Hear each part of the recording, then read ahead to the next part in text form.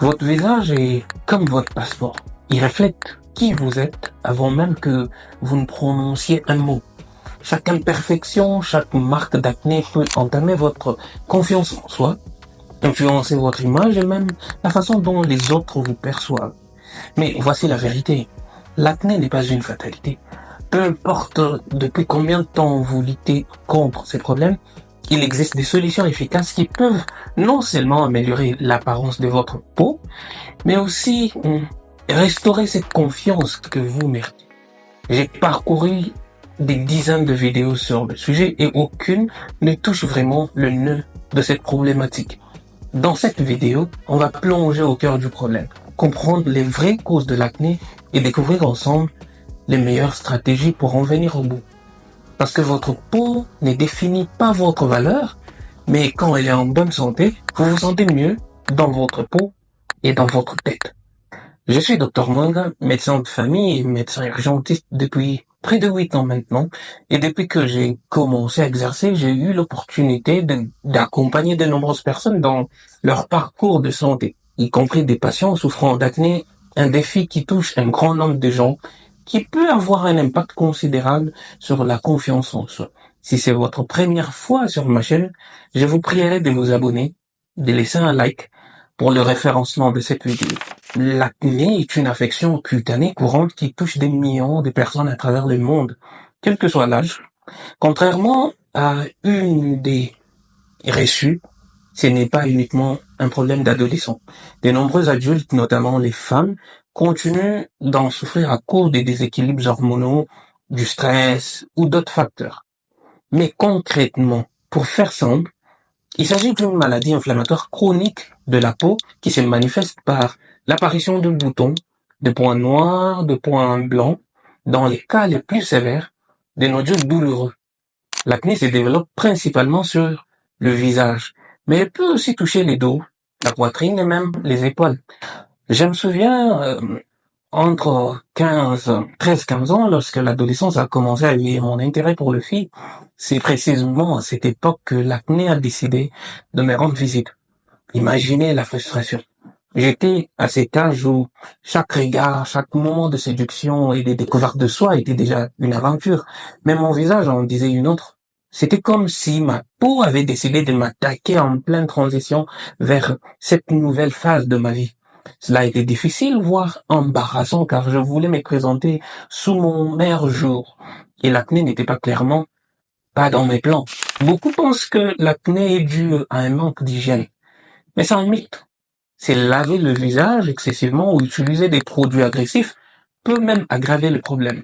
En réalité, l'acné résulte d'un déséquilibre au niveau des glandes sébacées qui produisent du sébum annexé, entraînant une obstruction de pores et une inflammation. Maintenant, il faut savoir que l'acné ne se forme pas du jour au lendemain. C'est un processus qui se développe lentement sous la surface de la peau, souvent sans qu'on s'en rende compte au début. Alors, comment se passe exactement cette formation? En fait, tout commence avec les glandes sébacées, situées sous la peau. Ces glandes sont responsables de la production de sébum, une huile naturelle qui aide à garder la peau hydratée. Cependant, lorsque ces glandes produisent trop de sébum, cela peut entraîner des problèmes. L'excès de sébum, combiné à des cellules mortes de la peau et parfois à des bactéries, va obstruer les pores de la peau. Voici maintenant où ça devient intéressant. Ces pores bouchés vont créer un environnement parfait pour la prolifération des bactéries, notamment les Propionibacterium acnes. Ces bactéries commencent à se multiplier, ce qui entraîne une inflammation. C'est cette inflammation qui provoque la rougeur et les gonflements caractéristiques des boutons. Les pores obstrués peuvent se manifester de différentes façons. Si le bouchon de sébum et des cellules mortes est proche de la surface de la peau, il se transforme en point noir ou comédon ouvert. Si le bouchon est plus profond, il devient un point blanc ou comédon fermé. Lorsque l'inflammation se propage et que la peau autour du pore est affectée, cela donne naissance à des papules ou pustules, qui sont ces petites bosses rouges remplies de pus que l'on connaît très bien. Dans les cas plus graves, l'inflammation peut devenir encore plus profonde et ces nodules ou des kystes peuvent se former. Ces derniers sont souvent plus douloureux et peuvent laisser des cicatrices sur la peau. L'acné est un problème complexe qui n'a pas qu'une seule cause. En réalité, plusieurs facteurs entrent en jeu et interagissent pour provoquer ces fameux boutons. En premier, il y a les hormones. Les fluctuations hormonales jouent un rôle majeur dans l'apparition de l'acné, surtout à l'adolescence. C'est à cet âge-là que le corps subit des changements hormonaux importants, notamment une augmentation de la production de testostérone. Cette hormone stimule les glandes sébacées, entraînant une surproduction de sébum. Ces phénomènes se produisent aussi chez les femmes pendant les règles ou pendant la grossesse, ou lorsqu'elles prennent des contraceptifs hormonaux. La deuxième cause, il y a la génétique. Tu te demandes peut-être pourquoi certaines personnes semblent être plus touchées par l'acné que d'autres. La réponse réside en grande partie dans la génétique. Si tes parents ont souffert d'acné, il y a des plus grandes chances que toi aussi tu sois prédisposé à en avoir. Le stress est un facteur souvent sous-estimé, mais il a un impact direct sur la peau. Lorsqu'on est stressé, le corps produit davantage de cortisol, l'hormone du stress. Cela peut conduire à une augmentation de la production de sébum, créant ainsi un terrain propice à l'apparition de l'acné. C'est un cercle vicieux. Plus on est stressé, plus on a de l'acné, et plus l'acné nous stresse. Un autre facteur, une autre cause, c'est l'alimentation. Ce que tu manges joue également un rôle important dans l'apparition de l'acné.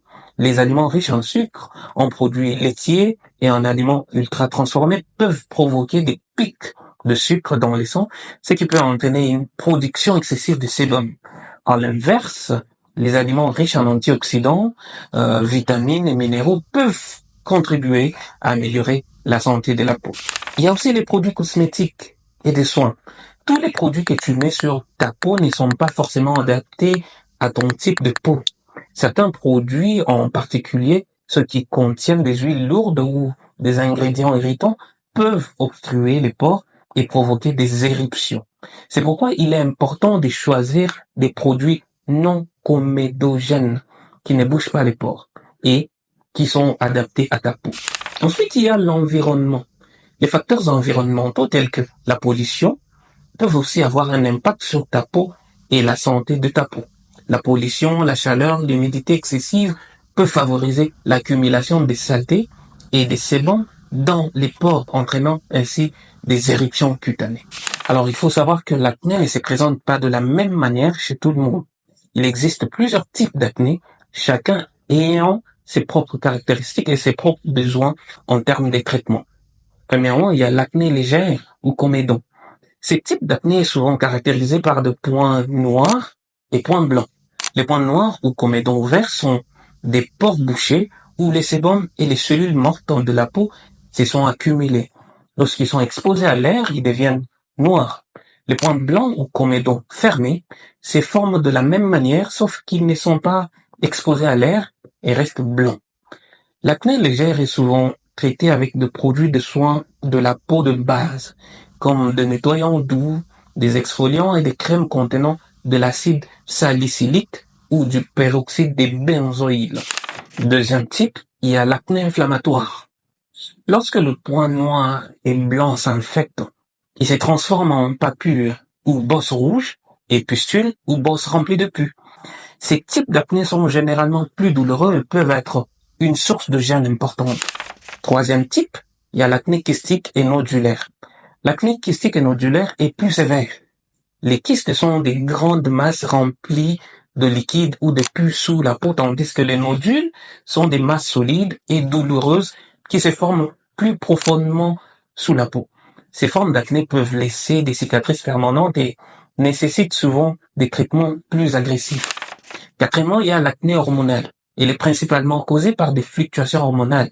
Elle se manifeste souvent sous forme de boutons sur le bas du visage, au niveau de la mâchoire et du menton. Ce type d'acné est plus fréquent chez les femmes, surtout pendant les règles, pendant la grossesse ou l'utilisation des contraceptifs. Et cinquièmement, il y a l'acné kystique adulte. L'acné n'est pas uniquement un problème d'adolescent. De nombreuses personnes continuent à avoir de l'acné à l'âge adulte, souvent en raison des fluctuations hormonales liées au stress, à la grossesse ou à d'autres facteurs. L'acné adulte est généralement plus résistante aux traitements classiques nécessitant une approche plus ciblée, comme des traitements oraux et topiques, mais on peut les combiner. Les traitements de l'acné varient considérablement en fonction du type d'acné que l'on présente. C'est pourquoi il est essentiel de choisir la méthode qui correspond à la gravité et à la nature de la peau. Par exemple, pour les points noirs et points blancs, les traitements des premières lignes incluent des produits en vente libre, on peut trouver en pharmacie. Parmi les options disponibles, on trouve des crèmes à base d'acide salicylique, comme je l'ai dit avant, parce que l'acide salicylique est un exfoliant doux qui aide à dissoudre les cellules mortes de la peau et à déboucher les pores. Les peroxydes de benzoïde aussi, ils combattent les bactéries responsables des éruptions tout en réduisant l'inflammation. Nous avons cité aussi les rétinoïdes topiques. Ce sont des dérivés de la vitamine A qui favorisent le renouvellement cellulaire et empêchent l'obstruction des pores. Si tu as de l'acné légère, ces traitements peuvent être très efficaces et te permettre de maintenir ta peau très claire. Cependant, sois patient car ces produits peuvent prendre un certain temps pour montrer leurs résultats. Pour l'acné inflammatoire, tu as besoin de produits plus puissants pour lutter contre l'inflammation et l'infection. Les traitements recommandés incluent les antibiotiques topiques comme la clindamycine ou l'érythromycine. Ces crèmes ou gels tuent les bactéries responsables de l'acné tout en réduisant l'inflammation. On peut avoir aussi des antibiotiques oraux comme la doxycycline ou la tétracycline. Si l'acné est plus étendu, ton médecin peut te prescrire ces antibiotiques sous forme de comprimés pour traiter les bactéries plus profondément. L'acné kystique et nodulaire est plus difficile à traiter et nécessite souvent une combinaison des traitements médicaux. En fonction de la gravité, voici ce que tu peux envisager. Rétinoïdes oraux. Les Roaccutane, par exemple, est un médicament très efficace pour traiter l'acné sévère et kystique. En fait, il agit en réduisant la production des sébums et en régénérant la peau. Cependant, il comporte des effets secondaires et nécessite une surveillance médicale proche. Pour les kystes douloureux et inflammatoires, des injections de corticoïdes peuvent être administrées directement dans les nodules pour réduire l'inflammation rapidement. Ces traitements sont souvent très efficaces pour les formes graves d'acné, mais ils nécessitent un suivi médical rigoureux. Maintenant, si ton acné est causé par des fluctuations hormonales, il existe des solutions spécifiques pour réguler ces déséquilibres.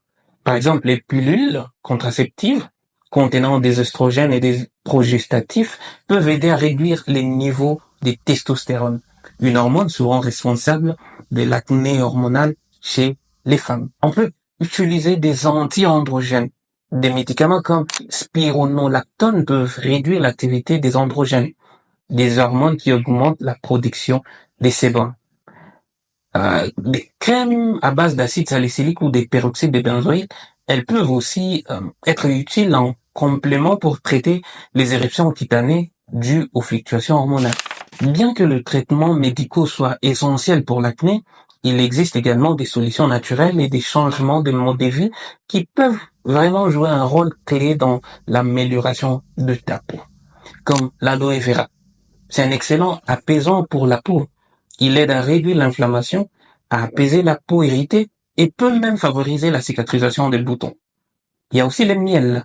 Il possède des propriétés antibactériennes et hydratantes, ce qui en fait un remède naturel efficace contre l'acné.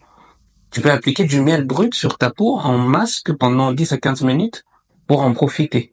Il y a le curcuma. C'est un bon anti-inflammatoire et antibactérien qui peut être utilisé sous forme de masque pour réduire l'inflammation et favoriser la guérison des boutons. Ces remèdes sont doux pour la peau et peuvent apporter un soulagement lorsque l'acné est légère et modérée. N'oublie pas de faire un test de tolérance avant d'appliquer ces produits sur ton visage pour éviter toute irritation. Quel que soit le traitement que tu choisis, que ce soit une méthode naturelle ou médicale, il est important d'être patient. Les résultats ne se verront pas du jour au lendemain. Sois constant dans la routine de soins et dans l'adoption des bonnes habitudes de vie. Ta peau va s'améliorer progressivement, mais il faut un peu de temps.